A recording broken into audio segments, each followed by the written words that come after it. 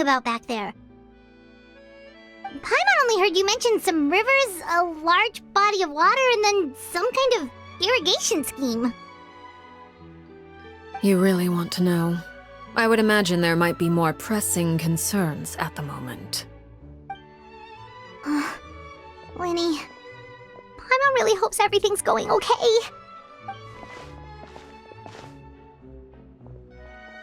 Oh, Paimon recognizes that look. You've got your thinking cap on, don't you, Traveler?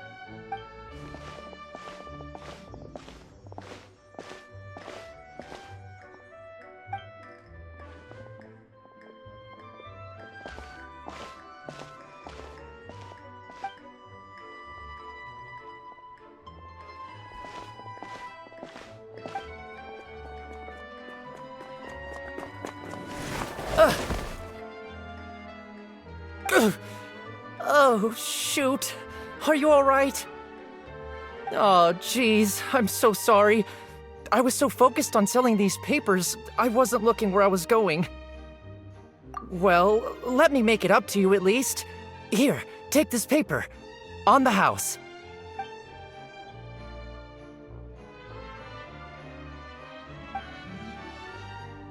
Oh, you don't have to give us anything. Please, I want to. It's not like I'm short on supply. All the extras will be useless come tomorrow anyway. It's my fault, really. I was just trying to bring home some extra mora for the family, but I bit off more than I can chew. I haven't had many takers today, so I'm still swimming in papers. What's going on here? Nothing much. I just ran into your friend here on accident. I should probably get going, actually, so... Hold on. Of course, I'm happy to compensate you with mora, it's just... I don't have any on me at the moment. I'll take 3 papers. Here. Your payment. Oh! Thank you for your patronage. May the Archons bless you with good fortune. If only I had the chance to run into such generous customers every day. I should probably just take on a smaller inventory though, right? I'm getting married soon, so sometimes it's hard to not get ahead of myself. Anyway, I should head out. Goodbye! Well, now that my affairs are settled, we should take the boat back to Poisson. We've even acquired some light reading to enjoy along the way. Actually, why don't we stick around for a little longer? Paimon just realized how hungry she is. She can't head back to Poisson on an empty stomach.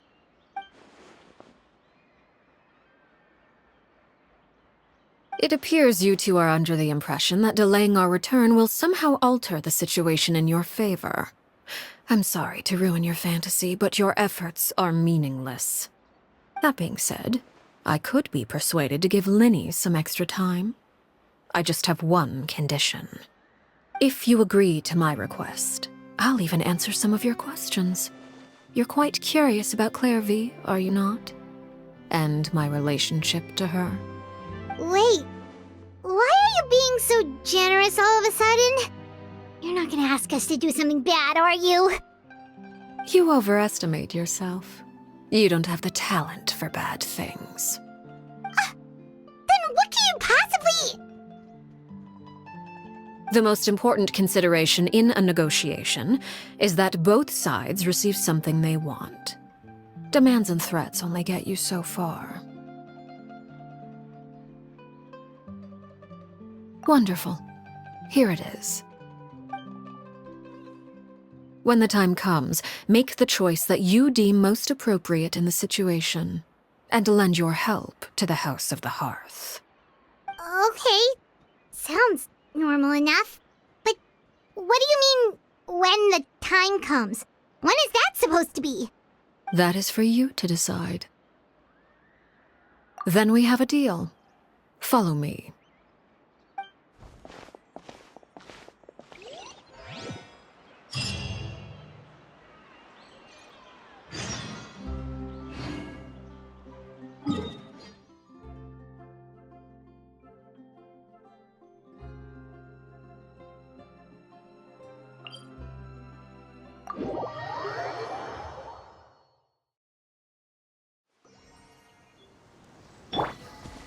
Squall and Fury!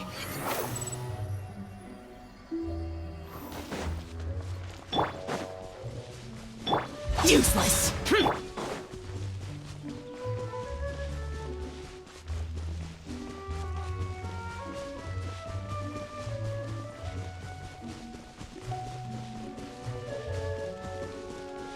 Behold!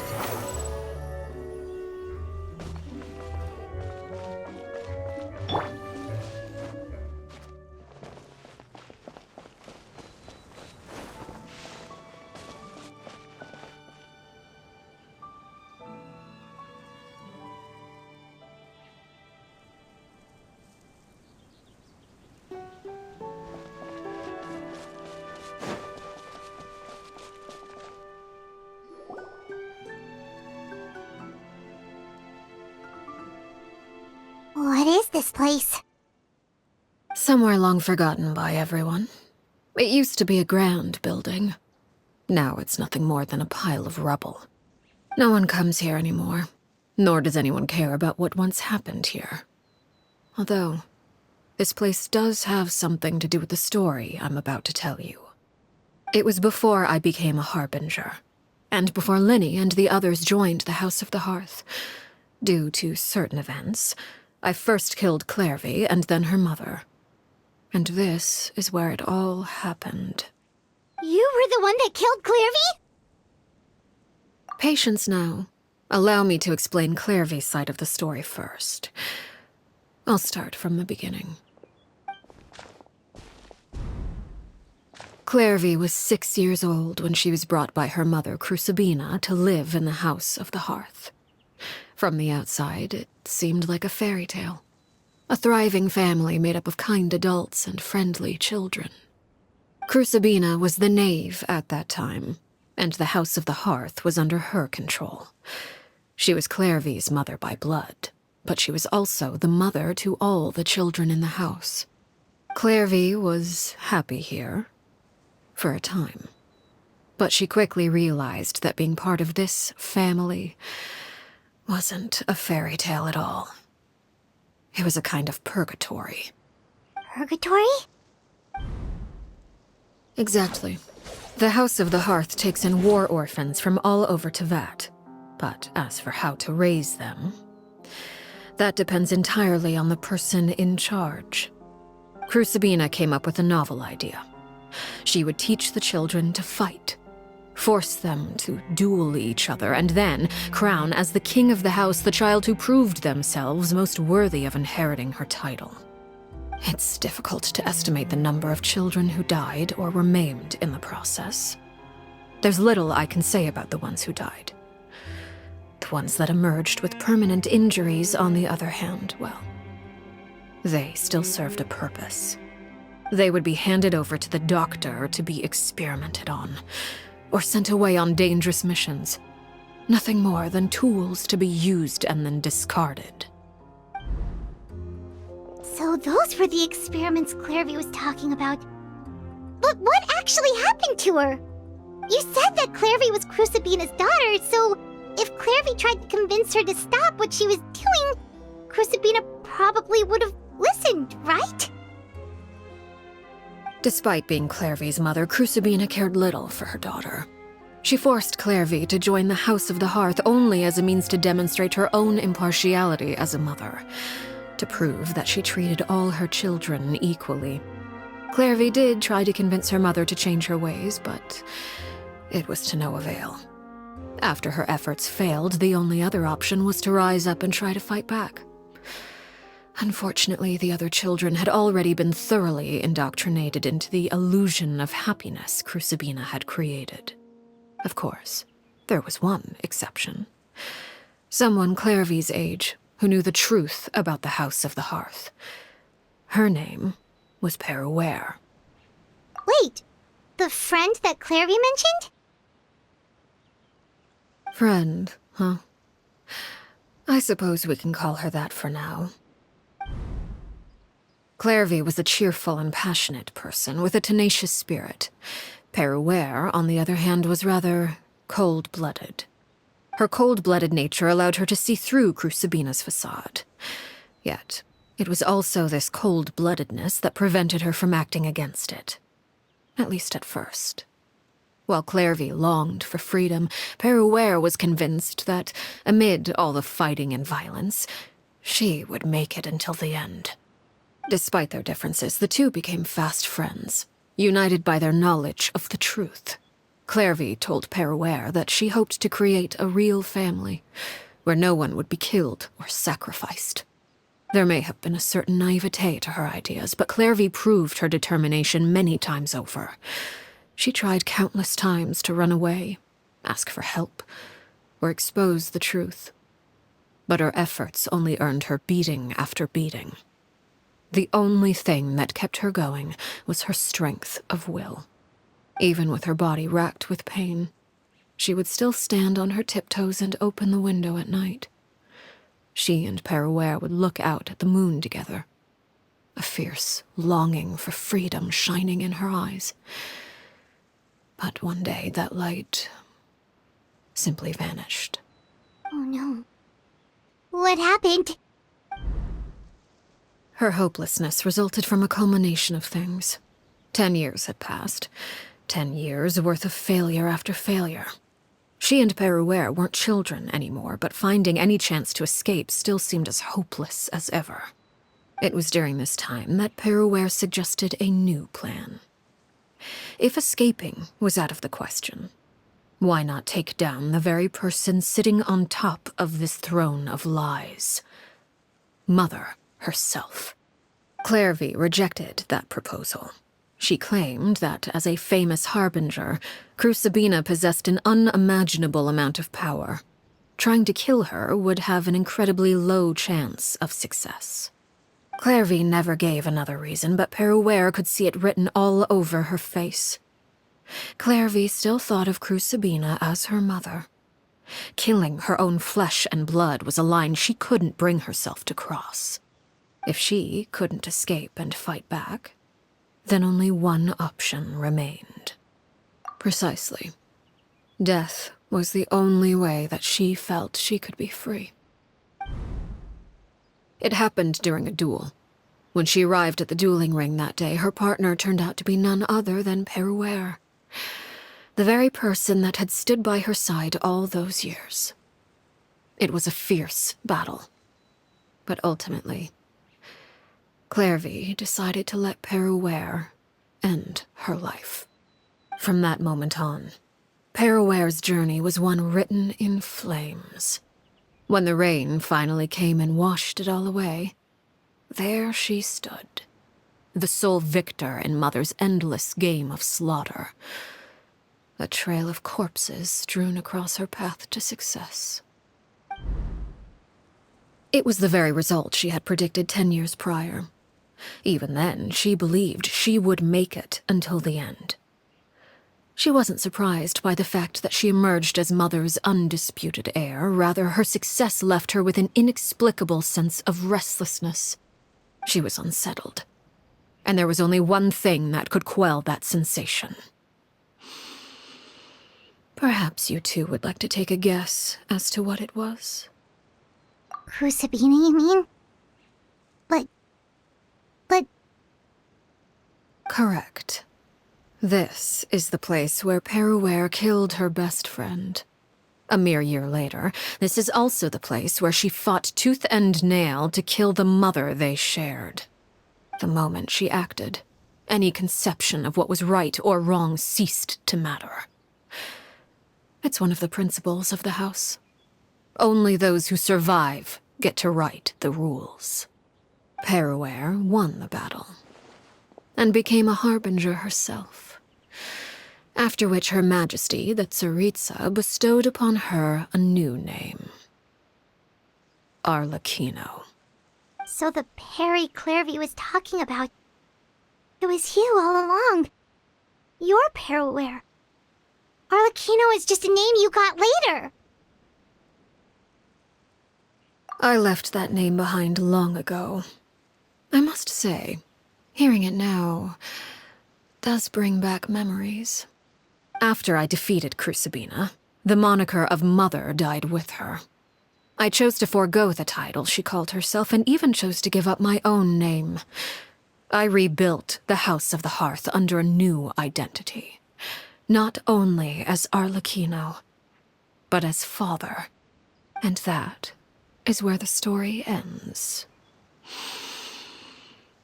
Any more questions? Yeah. Based on what you just told us, Clairvy wasn't a little kid when she was killed. So the Clairvy we met... Was she really a spirit at all? I suppose you could call her an illusion born of flame. Her existence is like ashes to a fire. Something left over in the wake of blaze and ruin. You see, a certain power runs through my veins. It's not unlike a curse. My flames leave behind shadows of anything they consume. Of course, the chances of those shadows morphing into a sentient entity are exceedingly slim. Clairvy is a very special case. Clairvy died when she was 16 years old, but what emerged from the flames was her 6-year-old self. Her appearance wasn't the only thing affected. Most of her memories were lost to the blaze as well. Memory is a mysterious thing indeed. Losing a portion of your memories will alter your sense of self. Lose 10 years' worth, however, and it would be like living in the past. Like returning to a version of yourself that never grew up. No wonder Paimon got such a weird feeling when we were talking to her. Perhaps I should put it this way. Clairvy is someone trapped in time. It may seem like she exists with us in the present, but she truly lives in the confines of her own past.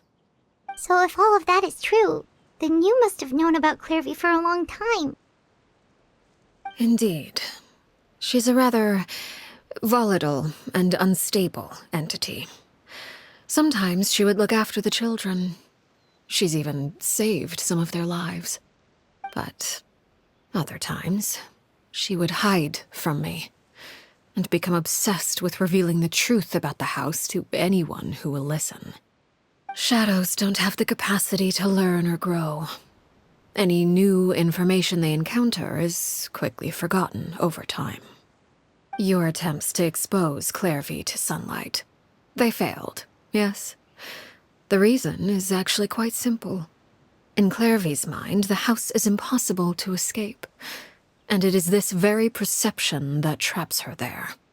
But no matter. All I have to do is kill her again, and all will be resolved. I don't anticipate so much as a single speck of ash will be left behind this time. Wait! Paimon can understand why you might want her gone, but isn't there another way? So what if she's trapped in her 6-year-old self? She's still your friend! At least talk to her first! It's too late for that. She broke the rules, and now she must be punished. That goes for Filial and Nentoy as well. She's had quite the effect on them. I hope you understand the difference between Crucibina and myself lies in our formulation of the rules, not our policy for enforcing them. Upholding the rules without question is a trait we both share, because that is how a household should be run. Is this really what you want to do? Whatever could you mean? Don't you want to say a proper goodbye at least? Whether as a killer or as a father, there are two things that must be avoided at all costs: anger and sorrow. Anger makes you impulsive. Sorrow causes you to waver. Well, it appears it's about time to proceed. Before we arrived, I told some of my well-behaved children to bring our troublemakers here by nightfall. I do believe I've kept my end of the deal. I gave your friends quite a bit more time. As for what happens now, we'll just have to wait and see.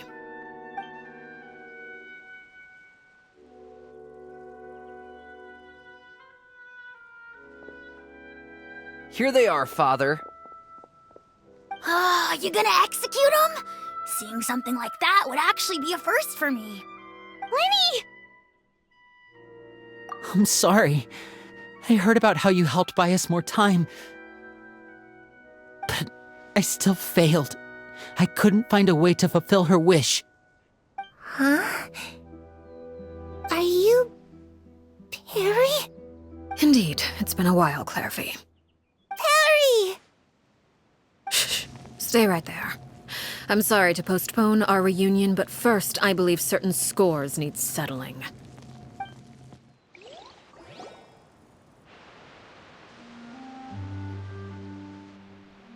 Father, let me explain. Out of my way. Father! You chose to conceal a threat to the house, and for that, you must be punished.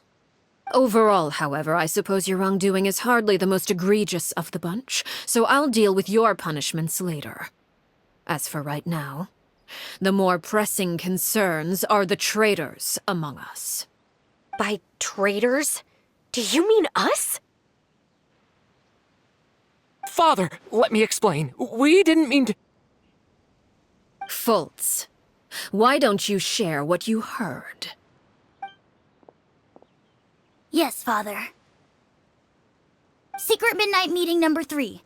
Participants, Filial, Nantoi, Sato, Toddy. Nantoi clearly said, if only Father wasn't the one who took us in.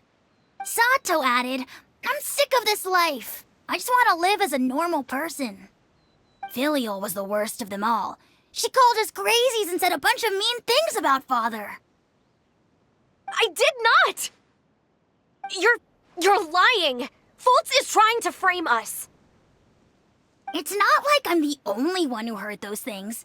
After that, you and Toddy and a bunch of other people started talking about Clairvy. You were using all those things Clairvy brought up as an excuse to question Father. We're birds locked in a cage. The only way out is to destroy it. That's what you said, wasn't it? You little... You just want me gone, don't you? What did I ever do to you, huh? And you, Sheplo, have you forgotten who stood by your sickbed, watched over you, and changed your dressings? Come on, let's hear it then. What's your reason for all this?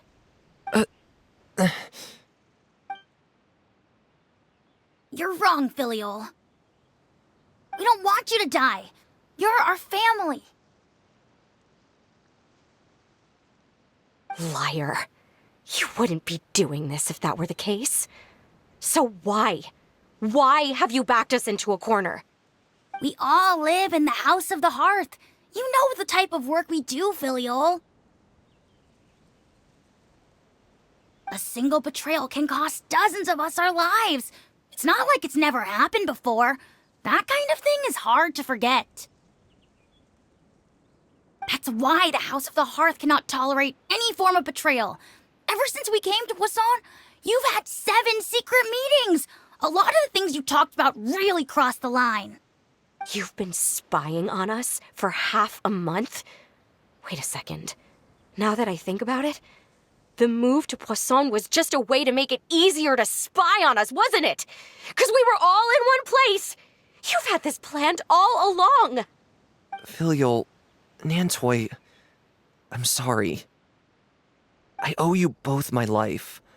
I owe Clairvy too. If it weren't for all your help after I got poisoned, I wouldn't be standing here today. If this were any other situation, I would do anything to repay that kindness, even if it cost me my life. But rules are rules. I'm sorry. My hands are tied. Why? Why? That's enough, Filial. We made a mistake, and we should own up to it. We broke the rules, plain and simple. And now we have to face the consequences. I'm sorry, Chapleau. Fultz.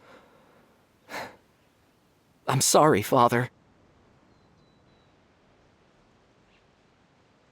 We accept our punishment. Chapleau, According to the rules of the House of the Hearth, how should these traitors be punished? All those who betray the house pay with their lives.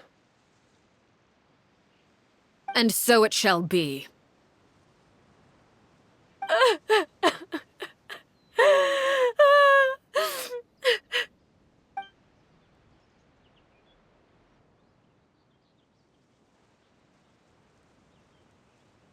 Father, please wait! Something you want to say, Linny? Please reconsider, Father. What Filial and the others did, does it really count as betrayal? We all come from broken families. From the very first day we joined the House of the Hearth, we wanted nothing more than to make it a real home. But the truth is, none of us know what a real home should look like. I'm not saying I have all the answers. All I know is this. Killing Filial and the others may uphold the rules, but doing so will only bring us further away from being a real family than we've ever been. So please, Father, please reconsider. I agree with Linny. Father, please. Linny, you...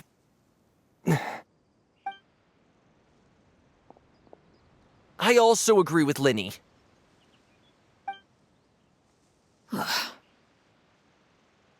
An order once given cannot be rescinded. However, given the extent of your determination, I suppose we shall have to go about this a different way. Draw your weapons and face me. Our weapons? Father, are you referring to a duel? Precisely. The rules of the house will not be altered. Traitors must be punished.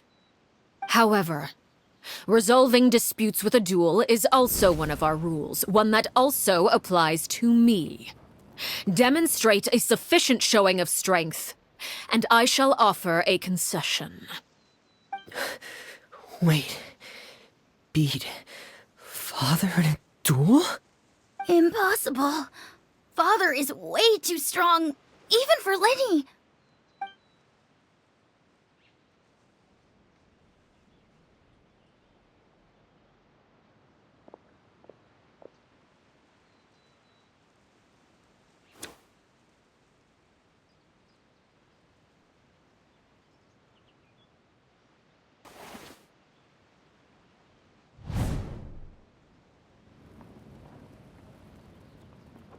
Did you hear that, Traveler? Lenny and the others have to duel the knave. What should we do? Can they really win something like that? If they lose, those people from the house are really gonna be executed. Hey, are you listening?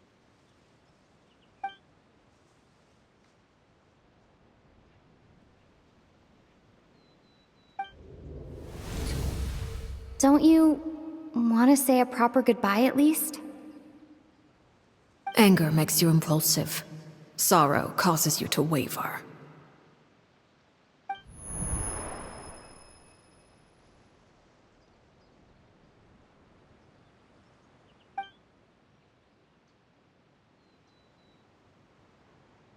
Oh, looking at that expression on her face, she seems really serious about this. Guess that means there's no chance she's throwing the duel on purpose, huh?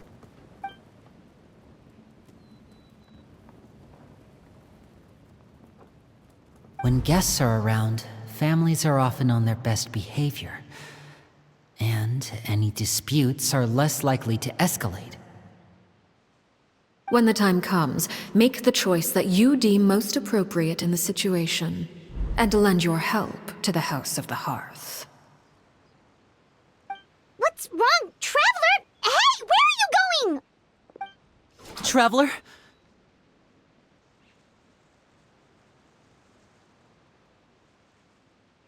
You're asking to join the duel against the knave? I'll allow it. We do have a ready-made dueling ring at our disposal, after all. All I would advise is this. Keep a firm grasp on your weapon, and give it your all. Any less, and you may just lose your life.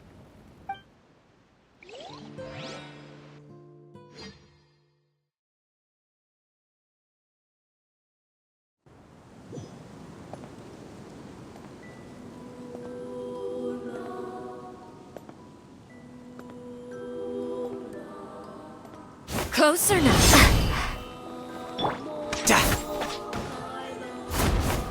No time to lose. Now's our chance! Flames! Is it my turn now?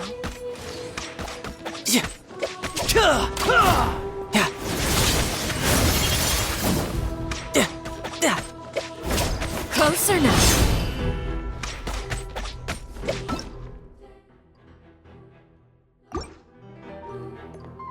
Father,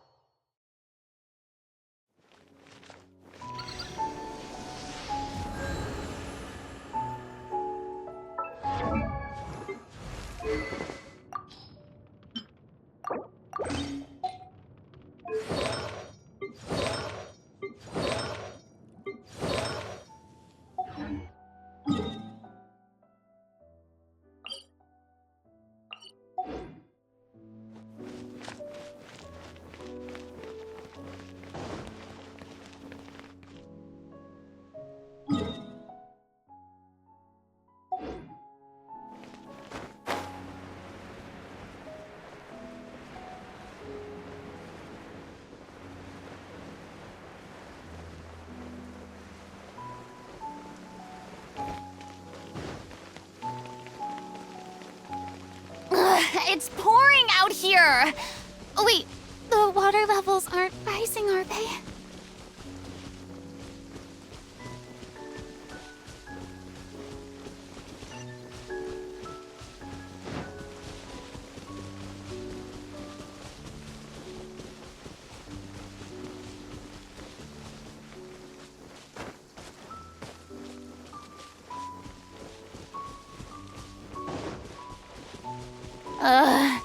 The sun feels almost as hot as those studio lights I'm in front of all the time.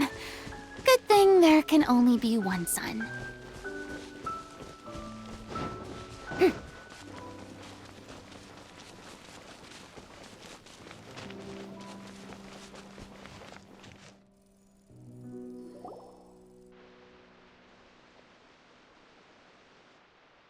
Father, let me explain.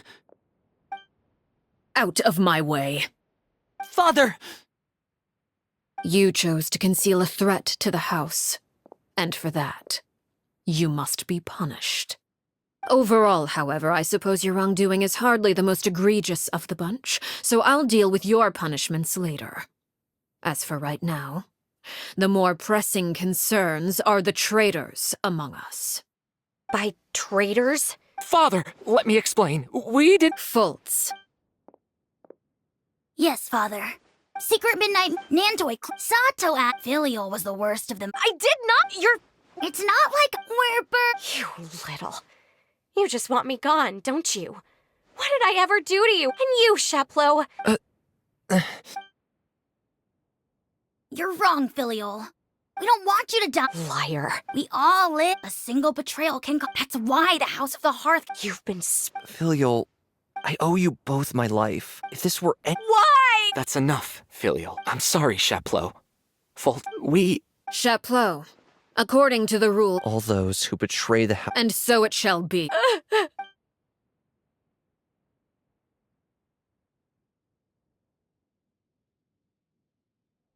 Father, please wait! Something you want to say, Linny? Please reconsider, Father. What Filial and the others did, does it really count as betrayal? We all come from broken families. From the very first day we joined the house, but the truth is, none of us know what a real home should look like. I'm not saying I have, so please, Father. I agree with Linny. Father, please. Linny, you. I also agree with Lin. An order, however. Our weapons? Father, are you referring to a... Precisely. However, resolving disputes with a duel is also one of our rules, one that also applies to me. Demonstrate a sufficient showing of strength, and I shall offer a concession. Wait. Beat father in a duel? Impossible.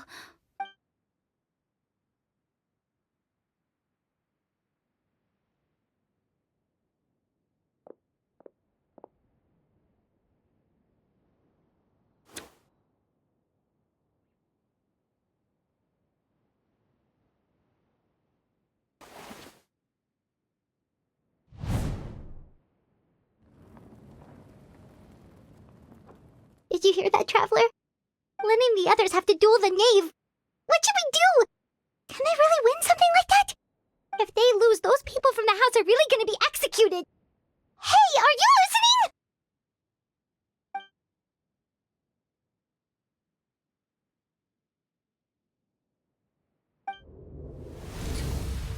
Don't you want to say a proper goodbye at least? Anger makes you impulsive. Sorrow causes you to waver.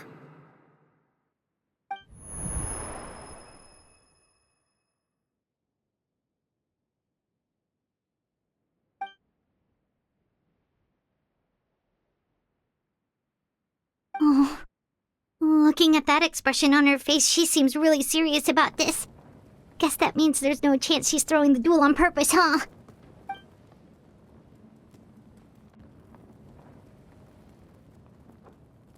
When guests are around, families are often on their best behavior. And any disputes are less likely to escalate. When the time comes, make the choice that you deem most appropriate in the situation, and lend your help to the House of the Hearth.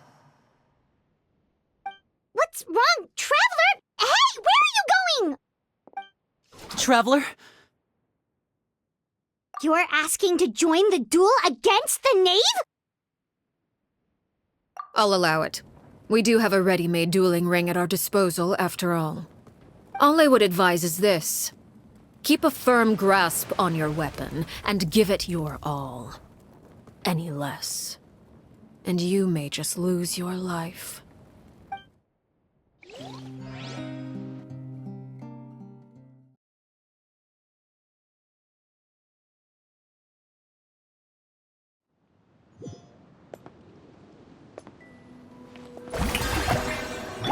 I see everything.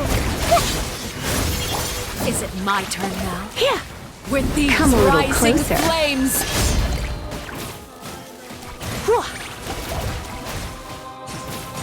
Closer now. Now's our chance! Now that's more like it. You're in for a little shock. With the fall of darkness, destruction shall rise. Have a taste of purgatory. Show begins. Spare your energy. Running Father's even stronger than I expected.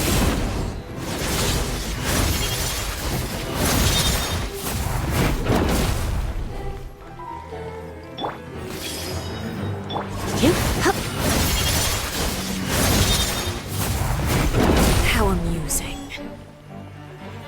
Get in gear! Look at you. Trapped like a bunch of helpless animals.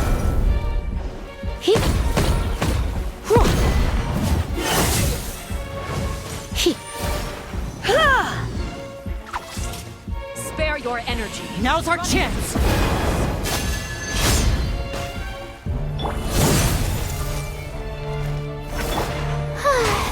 Strike a pop. You're in for a little shock. The countdown has begun. Like a fly tangled in a web. Over here.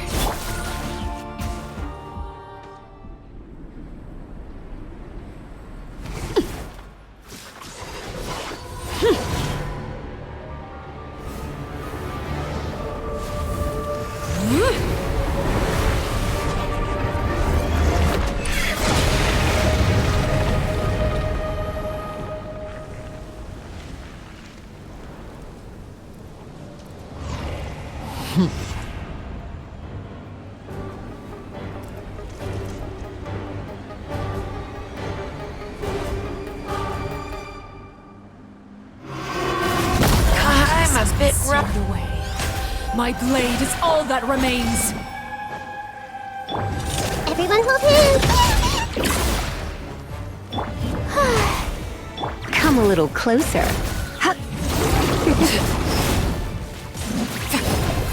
Come a little closer. Now's our chance! Over here!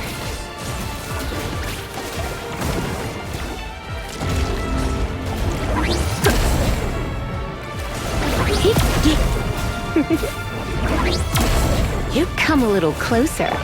Shower me with praise! You're in for a little... Hey!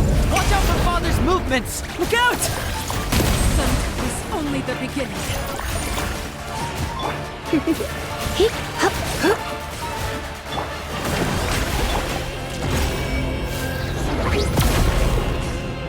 I see everything! Now's our chance! Over here! Sometimes is only the beginning.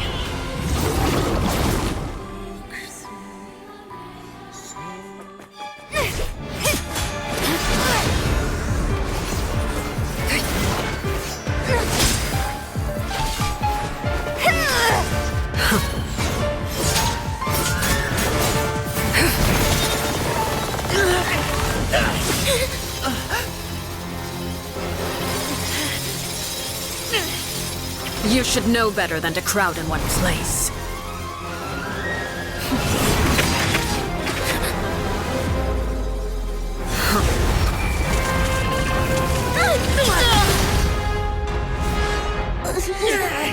Oh, I know.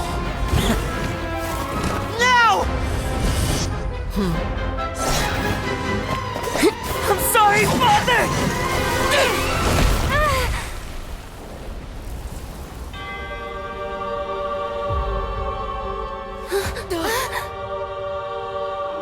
Sorry for what? This pitiful excuse for an attack.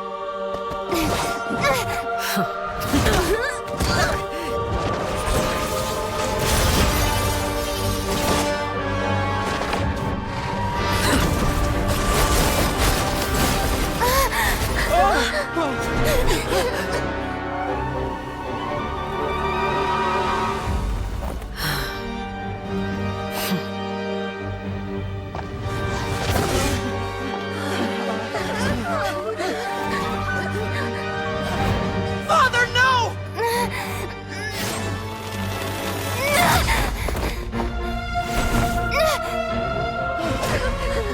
Made it out, did you? You're stronger than I expected.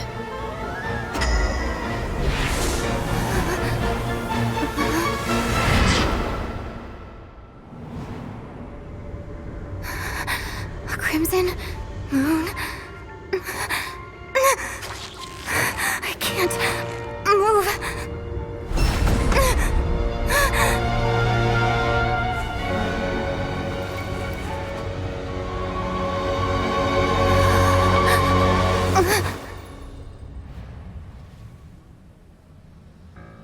Still, not strong enough to beat me.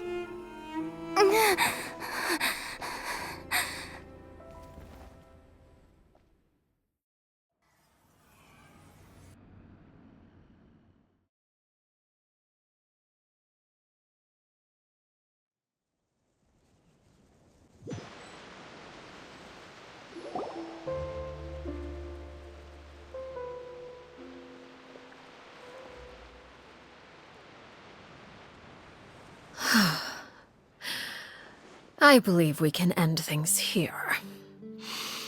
It's not often that we get to enjoy the company of guests, after all.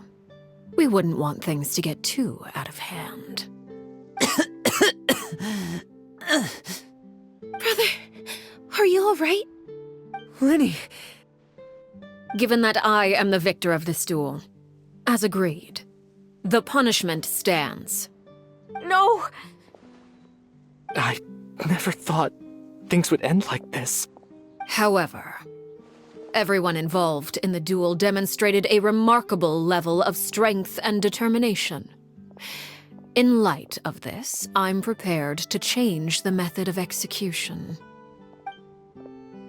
Elwar, the bottled flames I gave you for safekeeping. Do you still have them? Yes? I wasn't sure what they were for, but I've kept them super safe. I didn't lose a single one. Wonderful. Then, in just a moment, I'll have you administer them. Bottled flames? Indeed. They're the product of a secret experiment. Under certain special circumstances, flames can be extracted from my person and preserved.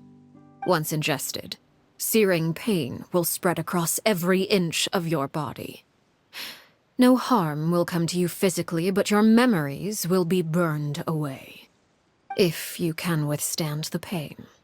When you awake, you'll have forgotten everything you know about the House of the Hearth, and will be expelled from the organization. In other words, administering this concoction will kill the version of you that grew up in the house, and give you a new identity.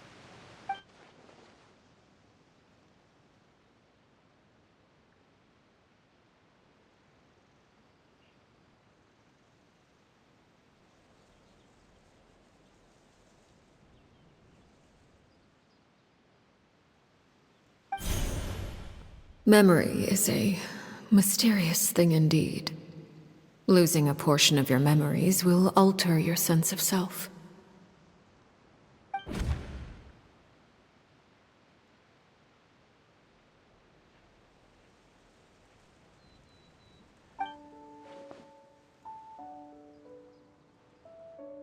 So, you're just letting us go, Father?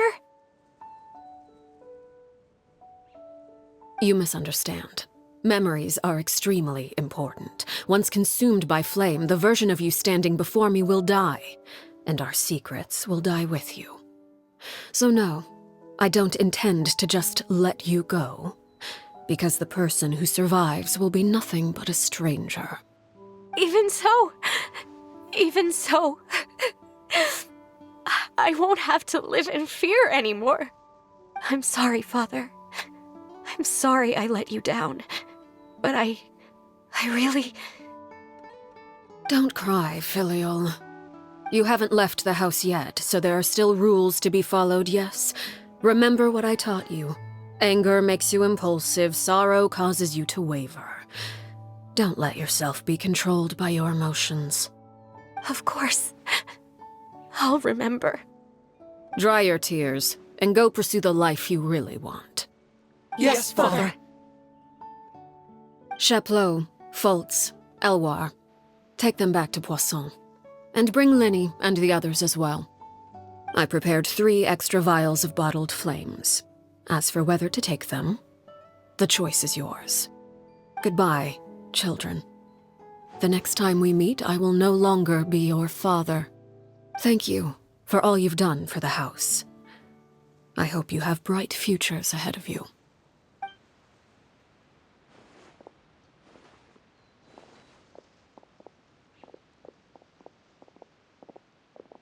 Father.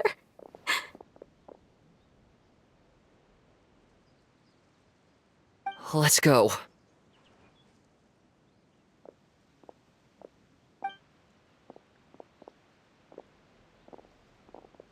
Here, grab my arm, Linny. I'll help you walk back.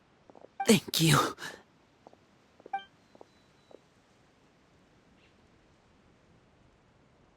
Clairvy.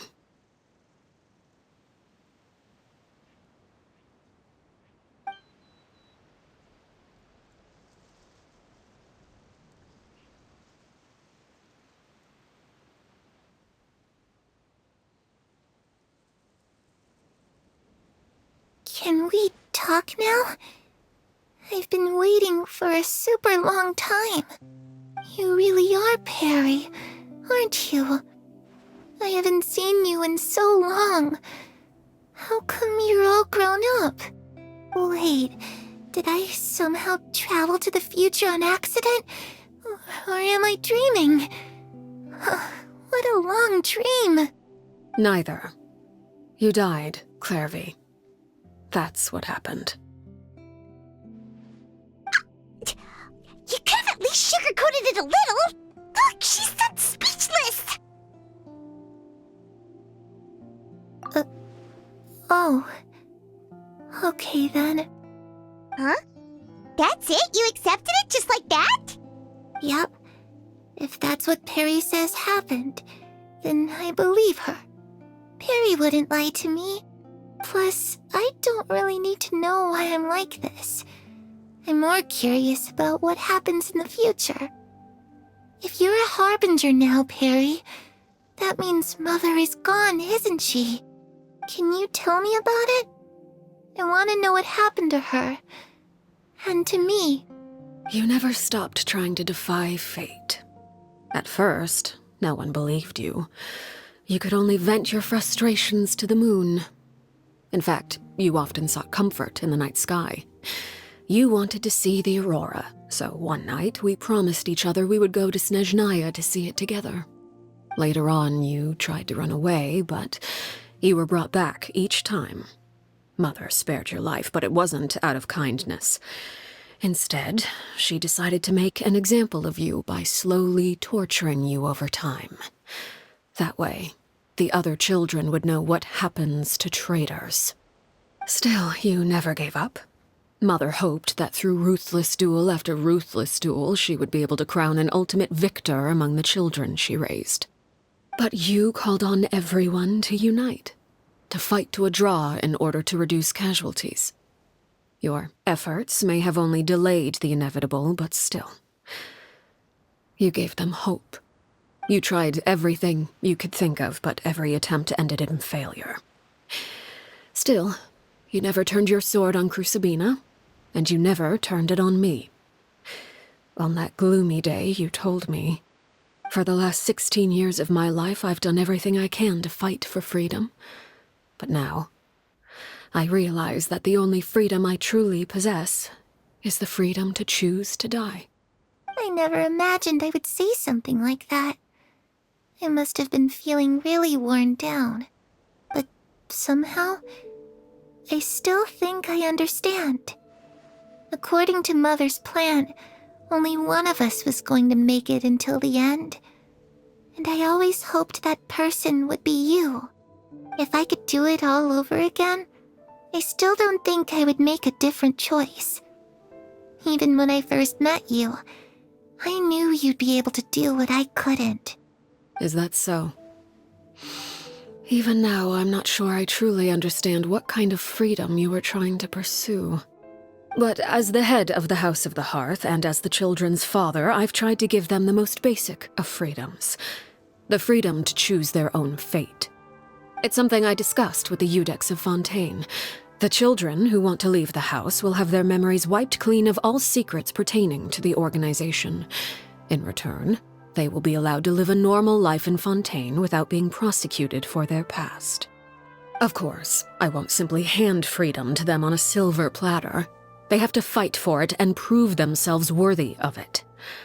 Only freedom that is earned has true value. That's more than enough. That's exactly the kind of life I was fighting for.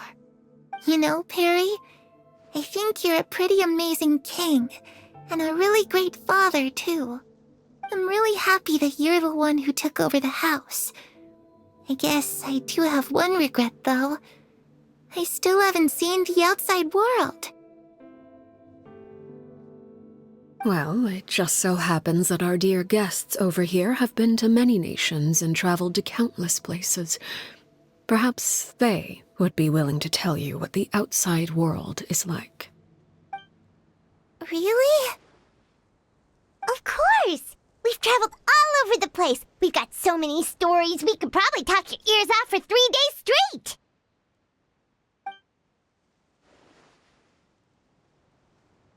You know, I used to dream of being a bard. Playing the lute while singing into the winds of freedom. Even if there was no one there to listen, I would have continued to sing no matter what. Ah, that's where Mora comes from. I never knew that before. If I had some Mora, I would buy 3 new dresses. One for me, one for Perry, and one for Mother. It's just too bad Perry doesn't like wearing dresses. And Mother, well, she probably wouldn't accept something like that either. I guess I just have to keep them all for me then. I could wear a different one every day. Those yokai you mentioned, what do they look like? I once saw a drawing of this one guy with horns on his head and a super scary face. Are there any yokai like that? Oh, sounds like you're talking about an Oni. Yep, we've met one, and let Paimon tell you, they're not nearly as scary as they look. I was always too afraid to skip Mother's fighting lessons. But at the academia, I bet you could do all sorts of secret things in class. Things that have nothing to do with studying. I'm just kidding. Being able to study whatever you want without having to fear for your life actually sounds pretty great.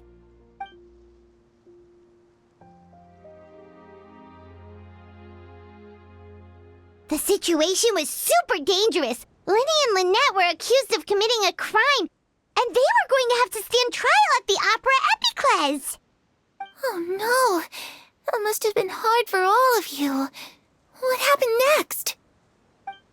Don't worry, we were able to turn the situation around super quickly. All thanks to Detective Paimon, of course. How'd you do that? Come on, tell me. Okay, so it was like this. After the failed magic show, we rushed to the scene and...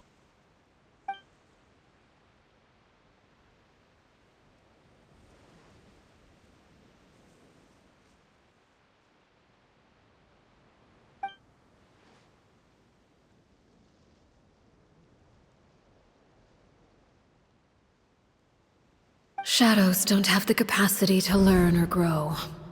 Any new information they encounter is quickly forgotten over time.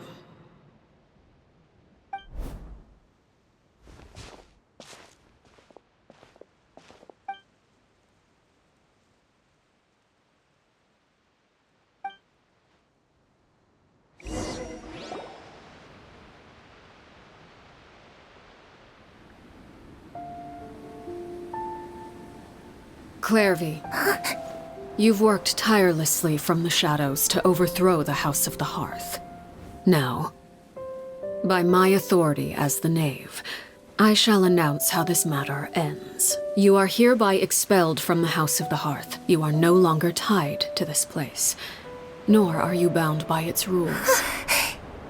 You're saying that I can finally leave? I get to experience the outside world as well? Oh, I almost forgot. There's no getting older for me. Still, seeing who you grew up to be makes me really happy, Parallare. Take care of yourself. Goodbye. May we meet again someday.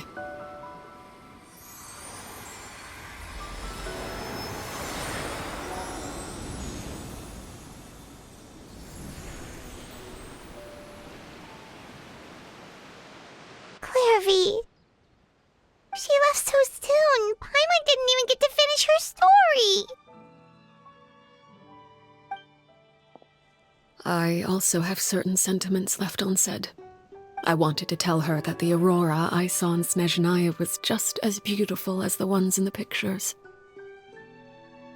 But a shadow's memories reset at dawn. Had we delayed any longer, we wouldn't have had the time to say goodbye.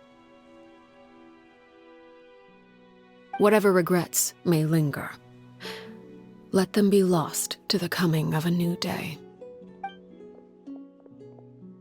Father? It's Linny! Hey, Linny!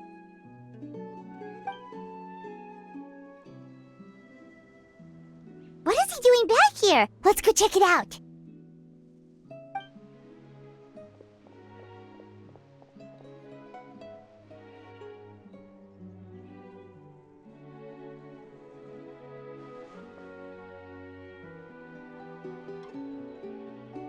Father, the bottled flames have been administered. Filial and the others have left the house. And you? What have you decided? Thank you for giving us that choice, Father.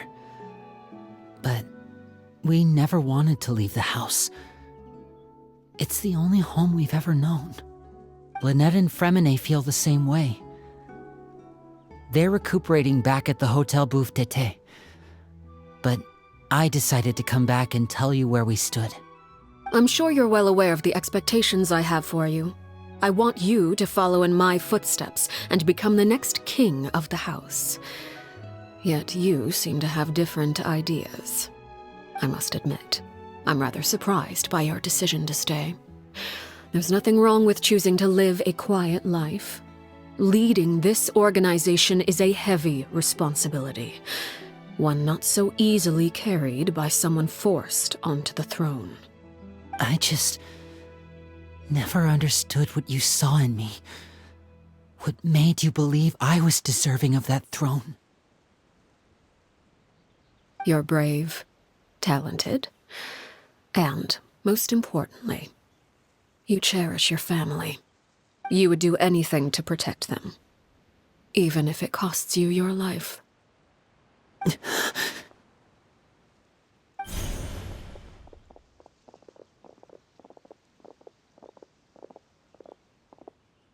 Speaking up back there was so brave of you, Linny. It's all thanks to you that we were able to convince Father to back down. You're a hero, Linny. Hero.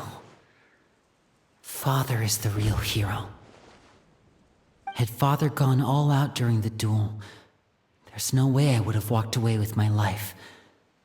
She must have had it all planned from the beginning, from the very moment she suggested a duel. I'm not deserving of that title. I'm not strong enough or smart enough.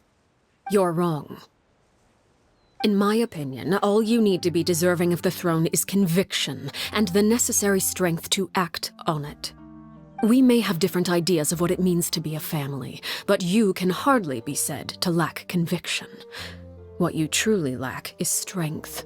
For someone of your talent, though, that's something that will come with time. Even without that strength, you still chose to face me in a duel, even though the odds were stacked against you.